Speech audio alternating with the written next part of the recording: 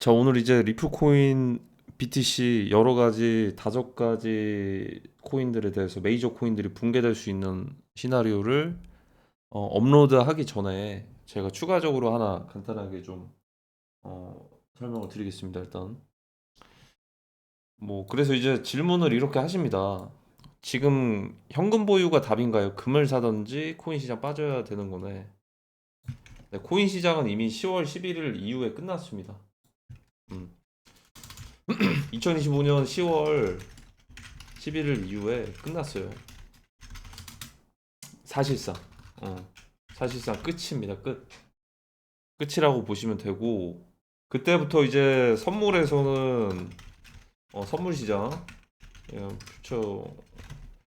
퓨처에서는, 숏 포지션들이 계속, 증가하고 있습니다. 사실상 이전 숏 포지션 플러스 추가 숏이 이렇게 증가하는 느낌이고 이제 남아있는 건 현물 청산인데 현물 폭락이죠.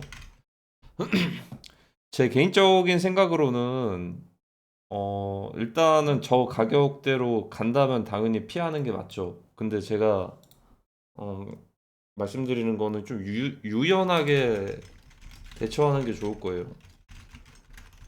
맞습니다. 유연하게. 그러니까 너무 좀 극단적으로 갈 필요는 없는데 그 접근하는 방식을 다 단타로 접근하게 말씀드리고 싶은데 그게 좀 어렵긴 하죠. 개개인의 성향에 따라 다르기도 하고 그 타점을 잡기도 굉장히 힘들기도 합니다. 근데 제 개인적인 생각으로는 피하는 것만으로도 저는 돈을 번 거다라는 생각이 들어요. 알트코인이 걸어갔던 길들을 똑같이 갈 거니까. 그래서 이제 현금 보유를 하신다면 굳이 원화 말고 코인을 하시는 분이시면 스테이블 코인이 괜찮겠죠? 스테이블 코인. 에스키님. 저는 이렇게 좀 디테일하게 질문을 해주시는 게 저는 좀 좋습니다. 제가 답변하기가 좀 좋은데, 이 사이클론에 대해서 제가 답변을 드릴게요, 이거. 한 번은 좀 다시 얘기를 드리고 싶었어요. 작년에 한번 반감기 사이클을 말씀드린 적이 있는 것 같아요. 사실 지금 BTC 상승의 가장 큰 요인은 미국발 ETF 유입과 플러스 트럼프 대통령 샤라웃입니다. 투통 샤라웃 이거 두 개밖에 없어요 사실 지금 상승의 요인이라고 한다면. 근데 이제 반감기 사이클이라는 게 있었습니다. 반감기 사이클. 제가 좀 개인적인 생각이 드는 게 결국에는 비트코인이 승리하는 날이 올 겁니다. 근데 그게 지금이 아닐 뿐이에요. BTC가 승리하는 날은 뭐냐? 그게 아마 금과 비트코인이 대결하는 구조에서 결국에는 비트코인이 승리하는 날이 올 거예요. 그게 저는 2029년에서 2030년으로 보고 있습니다. 그럼 그 전엔 누가 승리를 하냐? 금이 승리를 할 겁니다. 그 전까지 전쟁이 끝나지 않을 거거든요. 그럼 비트코인은 왜 패배를 하냐? 이거는 이제 앞으로의 성장 가능성이 높고 다양한 모든 자산들이 지금 주식도 토큰화가 되죠. 부동산도 토큰화가 되고 모든 자산이 토큰화가 되는 시대가 오기 전에 큰 변화가 있기 전에 어떻게 보면은 자본 세력들이 더 낮은 가격에서 매집하기 위한 붕괴가 다가올 수도 있습니다. 근데 공교롭게도 여기 안에 골드가 들어가 있는데 왜 2029년에서 30년에는 골드가 패배를 할 거냐라고 봤을 때는 아마 이제 그 근본 이제부터 시작을 해서 브레튼 우즈 어, 이제 금 패깅이라고 해야 되나? 금 패깅 달러 이런 구조를 유지를 했던 것처럼 과거 역사에서 앞으로 비트코인 대비 스테이블 코인 이런 식의 양상으로 갈 수도 있을 거예요. 2029년에서 30년이 됐을 때는. 그러니까 엄청난 제로와 임팩트 있는 폭발은 이때 난다는 겁니다. 이때. 지금은 아니라는 거예요. 반감기 사이클은 더 이상 의미가 없습니다, 사실. 자, 반감기 사이클에서 왜 지금까지는 의미가 있었느냐? 자, 반감기 사이클이라고 한다면 보통은 이제 2016년을 기억하고 있으신 분들이 계실 거고 2020년, 2021년 그리고 이제는 또 이제 2024년에서 2025년을 기대하셨던 분들이 있었습니다. 하지만 알트코인은 그렇게 큰 상승 불장이 결국 오지 않았습니다. 2024년 2월 기준으로 2025년 지금 11월까지 봤을 때 뭐 예를 들어서 100가지의 1000개의 코인 중에서 1000개의 코인 중에서 뭐 한 4, 5개 올라가는 그런 거 말고 이제 전체적으로 대장급들 먼저 올라가고 BTC 올라가고 솔라나 올라가고 뭐 이더리움 올라가고 알트 순환되고 이런 식의 불장이 안 왔다라는 거예요. 안 왔어요. 예전에 왔어요. 언제? 2020년, 2016년. 그때가 어떻게 보면은 반감기 사이클이랑 관련이 있는 게 뭐냐면 자, 저 때는 이제 도미너스를 봤어야 됐어. 도미너스. BTC. 자, 일단 대장급으로 되는 흡성대법을 만들어 줍니다. BTC가. 비트코인이 먼저 가격으로 올라가는 거. 가격이 올라가요. 자, 그러면 고점 꼭대기에서 차익 실현합니다. 소수 세력들이. 그리고 BTC를 매도하면 어떻게 되죠? 현금이 남죠. 그 현금으로 알트들을 사서 알트코인 불장이 왔던 겁니다. 자, 근데 여기서 가장 큰 특징이 있어요. 이것도 반감기랑 관련이 있는데 그때 당시에는 사실 중국과 지금 미국의 싸움에서 중국에서 이제 그 해시레이트부터 시작을 해서 채굴 세력들 힘이 셌습니다. 그래서 이들은 이 사이클을 주기로 타이밍을 잡아서 모아두었던 BTC를 비싼 가격에 매도하기 전에 유동성이 쭉 들어왔다. 이게 이제 이렇게 된 거예요. 이렇게 한 번씩. 물론 이때는 좀 특수한 상황이긴 했어요. 모든 자산시장이어서 조금 더 이제 혜택을 보기도 했는데 그러다 보니까 자연스럽게 채굴 세력들이 모아놨던 비트코인을 고점에 매도를 하고 매도한 현금으로 알트코인을 순환 펌프를 해서 저희가 경험을 했었던 알트코인 불장들이 지금까지는 왔었습니다. 근데 지금은 아니에요. 왜냐? 2022년 이후에 암호화폐 암흑 기간이 있었습니다. 그래서 이제 채굴 기업도 파산을 하고 지분도 많이 매각을 하기도 합니다. 그로 인해서 해시레이트에 지금 경쟁해서 사실상 미국이 지금 중국보다 해시레이트만 두고 봤을 때는 높은 상황이에요. 물론 여기에 카자흐스탄, 러시아가 껴버리면 사실 동등해지긴 합니다. 지금 비트코인 해시레이트를 말씀드리는 거예요. 그럼 나중에 이거 해시레이트 전쟁도 할 수 있다고 말씀드렸죠. 자, 그렇기 때문에 예전에 그 반감기 사이클에 채굴한 뒤에 그것들을 한 번에 쭉 올려서 비트코인 매도한 걸로 알트코인 순환되는 것들 매수해가지고 시원시원하게 펌핑 바로바로 나왔죠. 그런 게 이제는 없는 게 이제 해시레이트가 미국 쪽으로 다 갔기 때문이에요. 그러면 미국 스타일은 어떠냐? 미국에서 채굴자들이 그걸 모아서 한 번에 올릴까? 사실상 이제 채굴한 것들을 매도할 수도 있는 거고 사실 이제 미국에서는 금융시장에서 이미 미국 주식시장이 있었잖아요. 주식시장이 있었고 그리고 이들이 사실상 마켓 메이킹을 하면서 쭉 올린다라기보다는 ETF를 통해서 단기적으로 들어온 유동성으로 이렇게 예전에는 뭔가 어떠한 뭐 다크한 돈이 됐던 뭐가 됐던 이런 것들이 짬뽕이 돼가지고 크립토에서 비트코인만 두고서 이렇게 쭉 올랐다면 특히나 국내 시장에서 근데 이제는 그게 힘들단 말이죠 이제 왜냐면 이제는 미국이 질서를 유지하기 위해 감시를 하기 때문에 이제 그런 것들이 힘들어졌어요 사실. 자, 그러다 보니까 사실상 이 사이클이라기보다는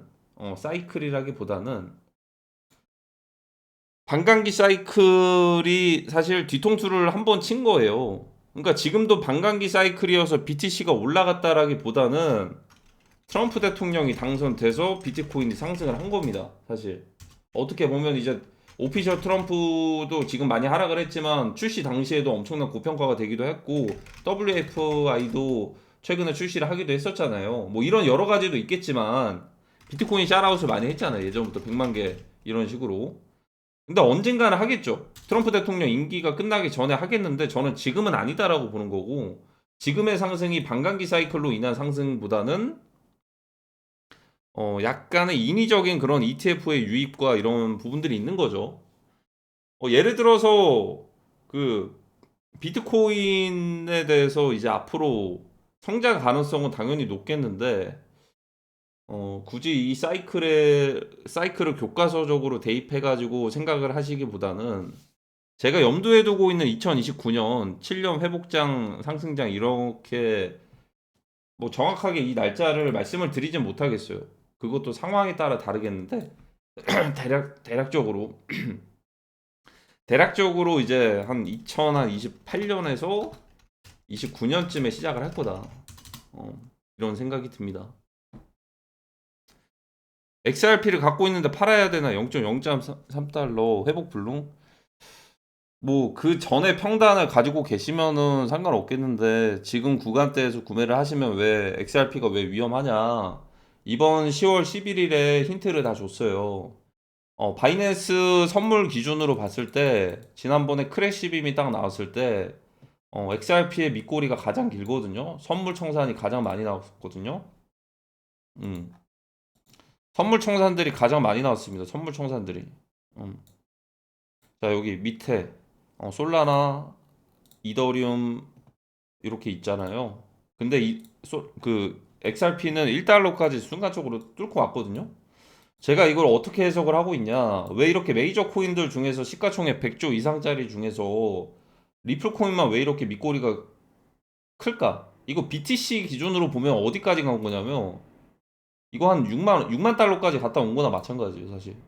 어. 왜 XRP가 이렇게 클까? 이로 인해서 롱이 다 청산이 됐거든요. 롱이 청산이 됐다라는 걸 롱 포지션을 들고 있는 사람들은 지금 이렇게 상승을 했을 때 매도하는 매도 압력이 어떻게 보면은 나올 수도 있는 상황인데, 반대로 말하면 롱 포지션이 다 청산이 됐기 때문에 누군가가 이제 현물을 매도를 할 때 이 롱 포지션 가지고 있는 사람들과 경쟁을 했을 때 이 사람도 매도를 해야 될 거 아니에요. 근데 누군가 익명의 고래들이 매도할 때 이게 겹치지 않는다는 거죠. 왜냐? 이미 다 청산이 됐으니까. 그러니까 누군가는 지금 리플 코인에 대해서 매도를 하고 있을 수도 있다라는 거예요, 이게. 매도를. 그리고 이 매도 물량을 더 크게 확보를 하기 위해서 이렇게 롱들이 다 죽었다. 1달러까지 가가지고. 그 말은 뭐냐? 매도가 야금야금 이렇게 끝나다 보면은 더 큰 매도가 한 방으로 딱 이제 꽂힐 텐데, 그게 이제 리플발 폭락장일 수도 있고 아니면 동북아시아 이제 전쟁 이슈일 수도 있고, 그 제로가 어떻게 될지 모르겠는데 저는 일단 비트코인 하락하는 시점에 같이 하락을 할 거라고 보고 있고, 특히나 지금 이제 밑꼬리가 가장 많이 크게 그어진 게 리플 코인이기 때문에 이거는 단순한 이유가 단순한 밑꼬리가 아니고 다 이유가 있는 밑꼬리라고 생각이 듭니다. 더 큰 상황들이 다가올 겁니다. 더 큰 상황들이. 그래서 오늘 좀 말씀드리고 싶은 거는 뭐냐면, 금융시장에서는 한 번씩이요, 한 번씩 재앙 같은 일이 다가옵니다. 천재지변, 말도 안 되는. 그래 한 번씩 다가오거든요. 그거를 다가왔을 때 논리가 설명이 안 돼요. 이게 왜 그렇게까지 와야 되냐, 왜 그렇게까지 떨어질 수가 있나요라는 질문을 하셨을 때 그걸 답변을 드리기가 힘들어요. 정말 말 그대로 재앙 같은 천재지변 같은 말도 안 되는 일들이 한 번씩 발생을 하니까. 저는 그로 인해서 할 수 있는 앞으로가 이제 그런 타이밍이 될 수가 있을 거고, 그 중에서 가격 타격이 가장 큰 놈들이 있을 건데 제가 설명을 해드린 게 XRP, 그리고 이더리움, BTC 요 순서대로 다 가격 타격이 클 겁니다. 솔라나 BNB. BNB가 가장 낮을 거고, BNB는 전고점까지 한 번 더 트라이 할 수도 있을 거예요. 크게 폭락을 같이 때려 맞아도. 아마 그때는 BNB 체인 민코인이 좀 주목을 받겠지만, 그 재앙 같은 일들을 감히 제가 예단해서 솔직히 예측하기 힘들 텐데 어쨌든 그와 관련된 일들이 올 겁니다. 그게 이제 단순히 금융시장에서만 혼란이 오는 상황이면 다행인 건데 뭐 러시아 우크라이나처럼 그런 것들이 같이 와버리면 좀 더 큰 혼란이 되겠죠. 특히나 이제 이번에 리플 코인에 대해서는 사실 제가 왜 여기에 대해서 크게 확신을 하냐면 이거는 그냥 일반적인 하락이 아니에요. 이게 1달러까지 밑꼬리까지 그어졌던 거는 리플 코인 현물 매도 지금 급처 떨이를 하고 있을 수도 있어요. 급처 떨이 급매를 하고 있을 수도 있어요. 급매하기 전에 롱 포지션 들고 있었던 리플 코인 이제 홀더들이랑 매도 포지션이 갑자기 롱 포지션을 들어갔으면 매도를 해야 되죠. 롱으로 들어갔으면 매도를 하면은 이제 리플코인 매도하는 이쪽이랑 같이 겹칠 거 아니에요. 그리고 이게 중복돼 버리면 예를 들어 1조치를 팔 수 있는 게 이거 뺏길 수도 있잖아. 이제 롱 포지션이 있으면은 그거 나오기 전에 이미 싹 다 밀어버린 거일 수도 있어요. 이게 그 말이 뭐냐? 엄청난 대재앙 같은 폭락이 오기 전에 이거는 시그널을 하나 준 거다. 그 재앙 같은 폭락이라고 한다면 제가 감히 예상을 해보면요. 단순히 10% 20% 떨어지는 수준이 아닐 겁니다. 2017년을 기준으로 2017년, 21년, 17년 이전에 가격 그 밑으로도 롤백 될 수도 있을 거다. 이게 아마 작년에는 트럼프 대통령이 당선돼서 미뤄졌을 겁니다. 해리스가 됐으면 바로 실행이 됐을 거고. 자, 근데 그게 있어요. 리플이 어떻게 해킹을 당하냐? 그러니까 그러니까 이제 개인 지갑에 대해서 해킹 당하거나 그런 것들보다 이게 저희가 생각하지 못하는 것들이 온다니까요. 이게. 그러니까 저희가 그거를 감히 예상할 수가 없어요. 왜냐면 이미 대형 거래소 바이비트도 털렸잖아요. 바이비트. 근데 바이비트 거래소 자체가 털린 게 아니에요. 살펴보면. 일단은 여기서 APT 공격이 들어갔대요. 북한의 해커로 추정되는 이쪽이. APT 공격을 어떻게 했냐? 바이비트 거래소에서 이거를 그 관리하는 개발자가 있었는데 관리하는 개발자를 위장해서 턴 거예요, 이거를. 그래서 이제 지갑을 이동하는 그 개발자 거기다가 개발자를 털어가지고 그쪽에다가 가짜 문구를 띄웠어요, 가짜 문구.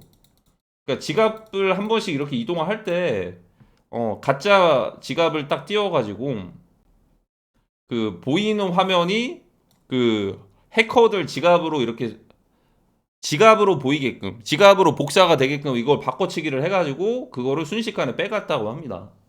그러니까 이제 사실상 지갑 자체를 해킹한 건 아니거든요. 프라이빗 키를 해킹한 건 아닌데 이런 방식을 APT 공격이라고 한대요. APT 공격. 사회 공학적인 기법 공격이라고 해야 되나? 그러니까 이제 예를 들어 이제 북한에서 이런 것들도 요즘에 나오고 있죠. 위장 취업을 해가지고 이제 뭐 기밀 문서들이나 아니면 그 이제 코인 회사나 이런 데 들어가가지고 직원으로 위장 취업을 해가지고 뭔가 어떠한 그런 것들을 좀 접근해가지고 빼내거나 이런 방식들을 APT 공격이라고 합니다. APT. 그래서 리플도 똑같은 대상이 될 수도 있어요. 이미 털린 사례도 있고 사실. 예를 들어서 이제 재단에서 보유 중인 프라이빗 키에다가 보유 중인 것들을 털기는 힘들겠지만 바이비트에서 그렇게 된 것처럼 그것들을 관리하는 쪽에서 이게 뭐 소홀해지면은 그렇게 될 수도 있고 그로 인해서 투매가 나왔을 때는 정말 좀 감당할 수 없을 혼란의 상황이 올 수도 있는 거죠. 근데 중요한 거는 어쨌든 리플에서는 그게 있을 거예요. XRP는 사실 입금되는 트랜잭션을 잘 보셔야 될 것 같아요. 거래소에 대량 입금되는 대량. 그러면 대량 입금이 외대지라고 봤을 때 보통 이제 리플에서 락업 해제가 되고 락업되는 것들이 월마다 하거든요. 이래서 아무 일 없는 것처럼 느낄 수도 있어요. 락업 해제되고 락업되고 거래소끼리 이동하고 이럴 수도 있는데 어느 순간 진짜 매도 물량이 나올 수도 있어요, 이게. 알고 봤더니 뭐 이제 어떤 북한의 해커가 라자르스 그룹에서 해킹했던 그 리프 코인이 거래소로 입금돼 가지고 매도가 되고 있었던 거예요. 근데 그게 사실 매도가 되는 순간 시장에서 반응을 할 거 아니에요. 그러면 누군가는 이제 그런 걸 하겠죠? 풋옵션, 공매도, 이런 것들을 하겠죠. 어, 이런 상황이 한 번씩은 다가온다. 지금 앞으로가 그런 것들이 다가올 수 있는 그런 시기일 수도 있습니다.